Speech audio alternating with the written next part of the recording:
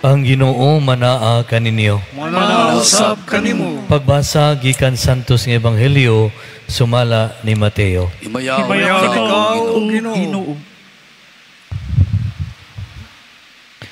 Si Jesus bigon siya ba tinunan, ayaw gayud ninyo buhata ang inyong mga tulumanon sa relihiyon aron lamang makita sa mga tao. Kung ingno ninyo niini pagbuhat, dili kamo makadawat o ganti gikan sa inyong amahan nga tuas sa langit. Busa kon muhatag kamo sa taong kabos, ayaw kini ipasigarbo, ingon sa gibuhat sa mga hambugiro, sulod sa mga sinaguga o sa kadalanan. Nagbuhat sila niini aron daygon sa mga tao. Apan sultihan ko kamo nga naghimo sa ingon, gigantihan na. Kung ugaling mutabang ka sa sakataong kabus, himoa kini sa paagi, nga bisan ang imong labing suod nga higala, dili masayod niini. Himoa kini sa tago, ang imo amahan nga nagtan-aw sa imong gibuhat sa tago, muganti kanimo. O kung magampo ka, ayaw panig-ingon sa mga tigpakaron ingnon. Gusto silang magtindog nga magampo sulod sa mga sinaguga, ug diha sa mga eskina sa kadalanan, aron makita sila sa mga tao. Sultihan ko kamo nga gigantihan na sila. Apan kun magampo ka, sulod ngadto sa imong lawak, unya takpi ang pultahan, ug pagampo sa imong amahan nga dili makita. Ug gantihan ka sa imong amahan nga nagtan-aw sa imong gibuhat sa tago. Ug sa inyong pagpuasa, ayaw ipakita nga nagsubo kamo sama sa gibuhat sa mga tigpakaron ingnon. Nagsuroy-suroy sila nga gutom ug panagway aron makita gayod nga nagpuasa sila. Sultihan ko kamo nga gigantihan na sila. Kung magpuasa ka, panghilamos ug panudlay aron walay mahibalo nga nagpuasa ka, gawas sa imong amahan nga dili makita, ug gantihan ka sa imong amahan nga nagtan-aw sa imong gibuhat sa tago. Ang Ebanghelyo sa Ginoo. Dayon ikaw, O Kristo. Sa panahon nga nagsulti si Propeta Joel sa iyang propesiya nga mo'y unang gibasa kaganina, ang katawhan sa Israel nagantos sa dakong katalagman tungod sa paghugpa sa mga dulon sa ilang kayutaan ug mao'y nagdalag kadautan sa tanan nilang mga katanuman. Gitanaw kini ni Propeta Joel, dili lang isip silot sa ilang mga sala, kundi gitanaw usab kini niya nga warning o pahimangno sa adlaw sa paghukom sa Ginoo. Mga nadug nato ganina ya sa unang pagbasa, ang panawagan ni Propeta Joel mao ang paghinulsol. Gani matud pa niya tigumon ang tanan, walay kanang walay gipili, no? Walay exceptions, mga tigulang, mga kabataan, apil na gani ang mga masuso, no? Ang itong mga bagong kasal, apil gani ang mga pari. Kay parayag din hinga, kitang tanan nanginahanglan sa paghinulsol.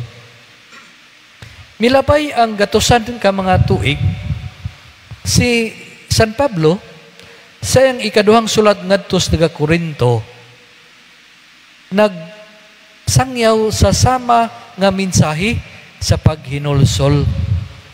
Pandiha sa iyang sulat, anaa iyang gipadayag ang sense of urgency sa panawagan sa paghinulsol.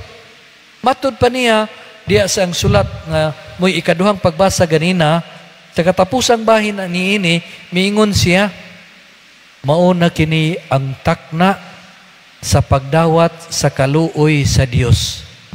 Karon mao ang adlaw sa kaluwasan. Pasabot ni San Pablo nga diha sa atong paghinulsol sa atong mga sala, di gyud ta maglangay-langay, dili ta magdugay-dugay, atog yung hinisulan atong kasalanan sa walay paglangan-langan.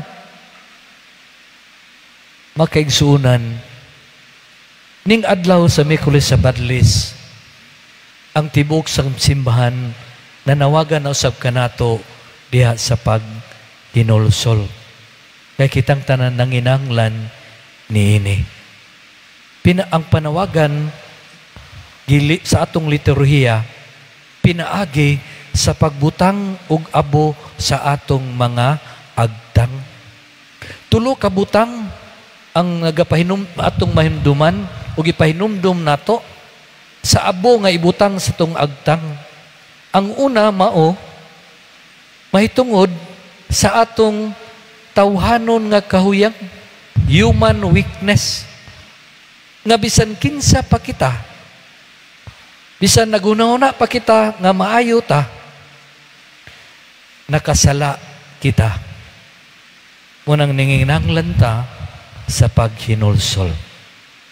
Ikaduha nga gipahinumdum sa abo, mao ang adlaw nga moabot ang paghukom sa Ginoo, nga diha sa di kapugnan nga kamatayon, moatubang tas Ginoo ug maghatag tag husay sa atong kinabuhi.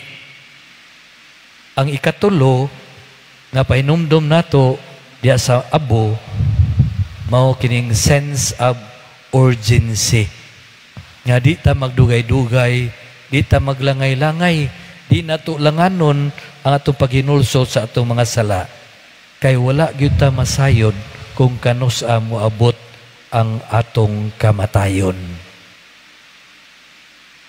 Makaigsunan, kining paghinulsol nagpasabot sa pagbiya sa sala o pagbalik sa Ginoo.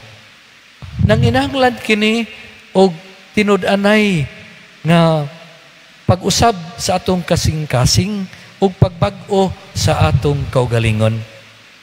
Ang panawagan makaigsunan nga muhimo na ta sa atong desisyon karon ug ato nang disiplinahon ang atong kaugalingon aron dili ta madaog sa tintal sa mga dautan. Nadungog nato diha karon sa ebanghelyo, tulo ka butang ang gitudlo ni Hesus nato nga diin disiplinahon natong kaugalingon. Ang una, kini bitang giingon ni Hesus, paghatag ngadto sa mga kabus.